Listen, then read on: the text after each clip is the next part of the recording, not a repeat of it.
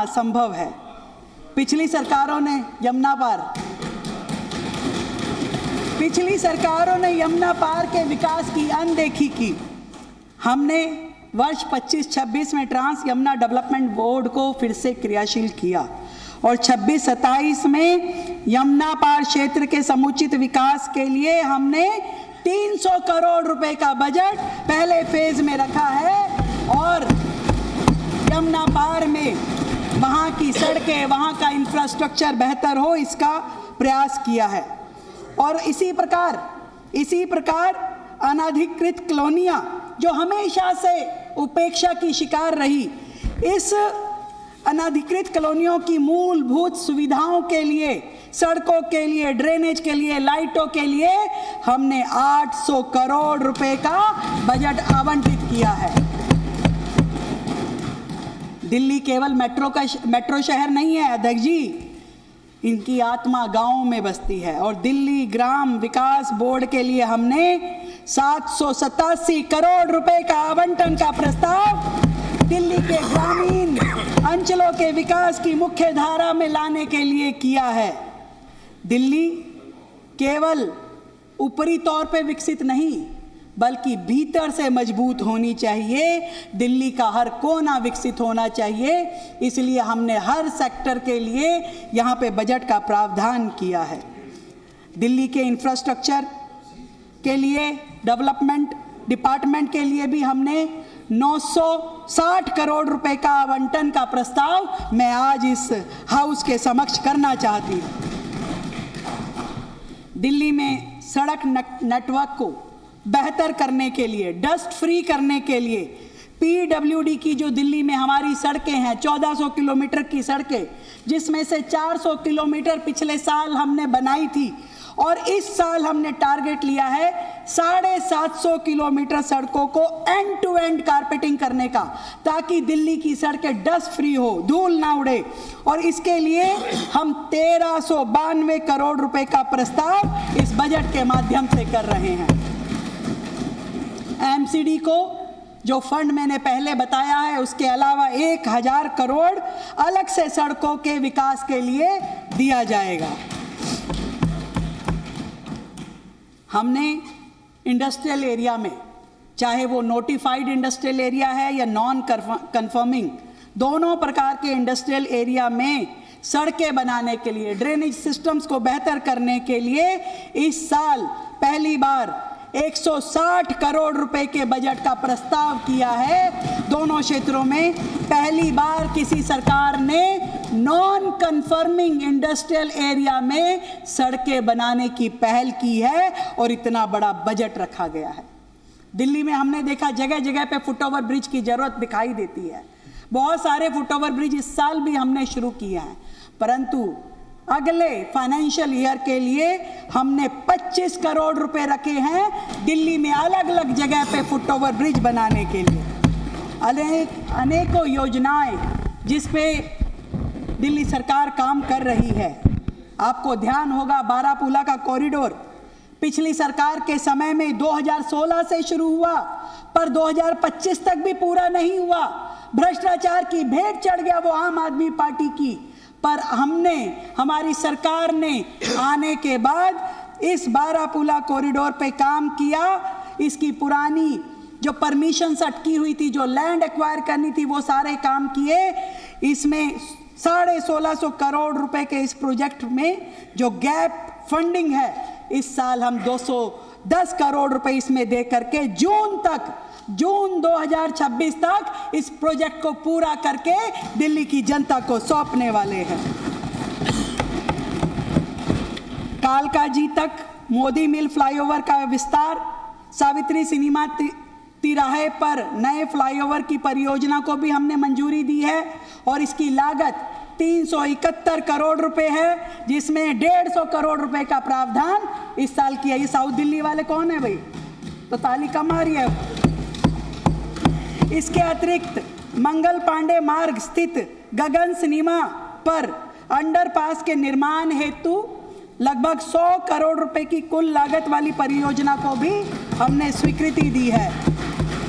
नजफगढ़ नाला जो दिल्ली का सबसे बड़ा ड्रेन है, उसके दोनों तरफ 2-2 लेन की सड़क बनाने के लिए हमने 454 करोड़ रुपए इस साल के बजट में दिए हैं, ताकि दिल्ली की कनेक्टिविटी, दिल्ली में डस्ट फ्री माहौल एक बहुत बड़ी ये अचीवमेंट रहेगी और बहुत सारे उससे जुड़े हुए गांव देहातों को, एरिया को इससे लाभ मिलने वाला है।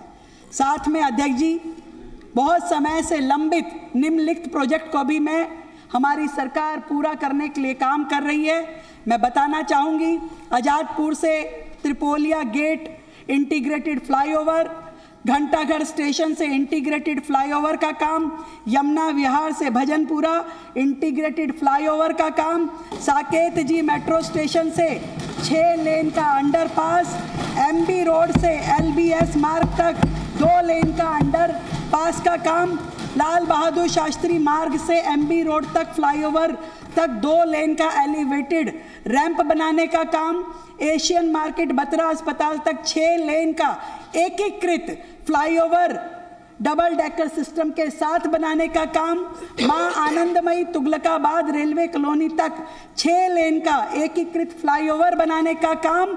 ये सारे प्रोजेक्ट जो कि 2000 करोड़ से भी ज़्यादा के लागत के प्रोजेक्ट है, इस वर्ष हमने बजट 2026-27 में अध्यक्ष जी इसके लिए 575 करोड़ रुपए प्रस्तावित किए हैं, ताकि ये प्रोजेक्ट आगे बढ़ सके।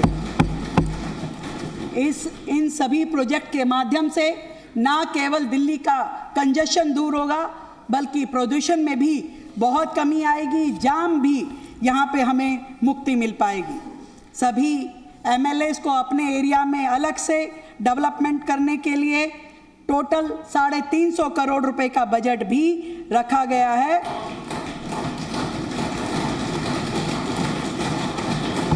और जो फंड पिछली बार आप लोगों को मिला, वैसे ही और फंड आपको मिलता रहेगा।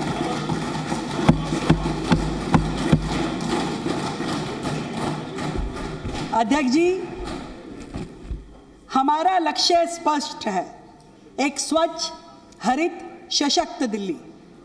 केवल वायदा नहीं, ये केवल वायदा नहीं, मोदी जी की गारंटी है कि देश की राजधानी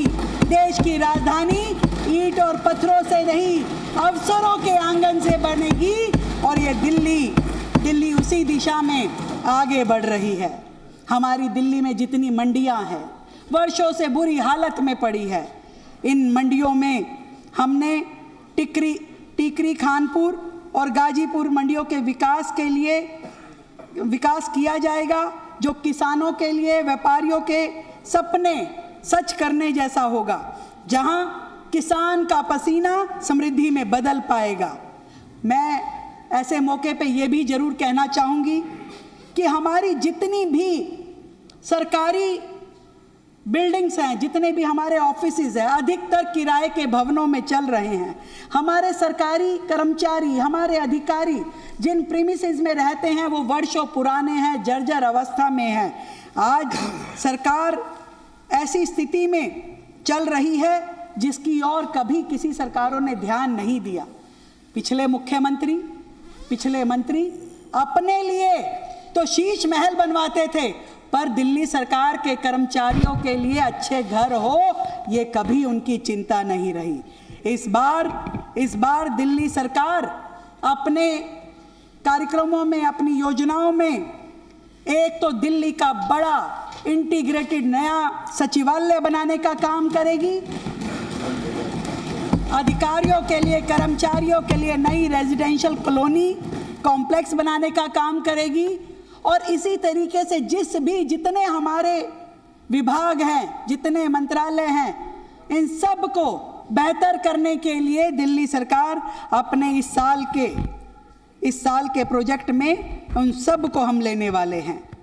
इंफ्रास्ट्रक्चर को सस्टेनेबल और फ्यूचर रेडी बनाने की दिशा में हमने डीडीए के साथ मिलकर के यमुना पेरिफेरल वे में साइकिल ट्रैक विकसित करने का काम शुरू किया है, उसकी योजना को पूरा कर लिया है। जितनी दिल्ली में ड्रेन्स हैं, बड़ी ड्रेन्स हैं, उसमें सरकार का ये सोचना है कि हम उन ड्रेन्स के ऊपर सोलर पैनल लगाएं और सोलर पैनल्स के माध्यम से दिल्ली में क्लीन एनर्जी जनरेशन को संभव करें। तो इस श्रृंखला में इस बार सरकार आगे बढ़ेगी और इनोवेटिव आइडियाज़ के साथ काम करते हुए हम दिल्ली को बेहतर बनाने का प्रयास करेंगे। अध्यक्ष जी, हमने एमसीडी के साथ मिलकर के दिल्ली में पार्किंग की समस्या को सुलझाने के लिए कई नई पार्किंग्स पे काम शुरू किया है और इस साल उस श्रृंखला में मुझे लगता है कि कई पार्किंग्स को हम आगे बढ़ाएंगे और उनको फंड भी देंगे। मैं बात करना चाहूँगी बिजली विभाग की। और अध्यक्ष महोदय, हमारा टारगेट है दिल्ली को अनडिस्टर्ब्ड पावर सप्लाई मिलनी चाहिए, लगातार मिलनी चाहिए। और इसके लिए हमने पावर डिपार्टमेंट को 3,942 करोड़ रुपए का बजट दे करके दिल्ली में बिजली सब्सिडी भी जारी रहेगी और प्रधानमंत्री सूर्य घर मुफ्त बिजली योजना और सौर ऊर्जा के उत्पादन आधारित प्रोत्साहन योजना भी दिल्ली सरकार में लगातार चलेगी, जिससे हम अपनी पावर इंडिपेंडेंस को कायम कर सके, इसको आगे बढ़ा सके। दिल्ली अब सौर ऊर्जा की तरफ तेज गति से बढ़ेगी और काम करेगी।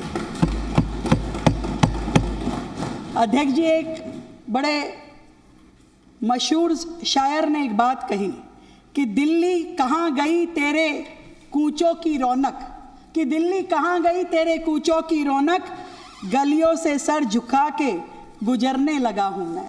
हम जहाँ जाते हैं हम देखते हैं तारे ही तारे, तारे ही तारे, और जो हादसों का भी कारण बनती हैं, घरों से लोग आसमान तक भी नहीं देख पाते। हमने इस फाइनेंशियल ईयर में दिल्ली में वायरिंग को अंडरग्राउंड करने के लिए अनेक प्रोजेक्ट शुरू किए और उसमें से एक बड़ा प्रोजेक्ट हमने चांदनी चौक में शुरू किया जो कि 160 करोड़ की लागत से था, जहां 52 किलोमीटर लंबी ओवरहेड बिजली की लाइनों को अंडरग्राउंड किया गया।